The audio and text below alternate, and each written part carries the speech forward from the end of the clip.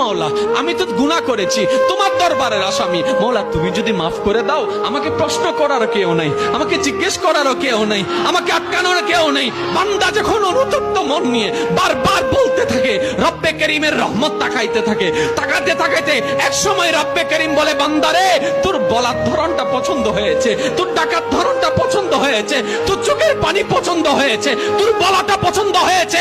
এবার মওলা বলে, আমি তোর সারা জীবনের কত গুনাহ করছিস? বান্দা বলে, মওলা 40,000 পার হয়ে গিয়েছে। কেউ বলে যে মওলা পাহাড় পরিমাণ হয়েছে, কেউ বলে যে মওলা আসমান পরিমাণ হয়েছে। এবার মওলা বলে যে আমি মাফ করে দিলাম, আমি মাফ করে দিলাম, আমি মাফ করে দিলাম, আমি মাফ করে দিলাম, আমি মাফ করে দিলাম, আমার বান্দাকে আমি মাফ করে দিলাম। ফেরেশতা বলে, মওলা এত বড় গুনাহগার, এত বড় আসামি, হাজার গুনাহগার, হাজারটা গুনাহ তওবা করেছে একবার, মাফ চেয়েছে একবার, তুমি মাফ করে দিলা, তুমি মাফ করে দিলা। রব্বে করিম বলে, মাফ করবো না তো কি করব? বান্দাটা কার দেখতে হবে না, বান্দাটা কার দেখতে হবে না। সে রহমানের কাছে মাফ চেয়ে যদি মাফ না পাই, তাহলে তো বিশ্বের কাছে মাথা নত হয়ে যাবে।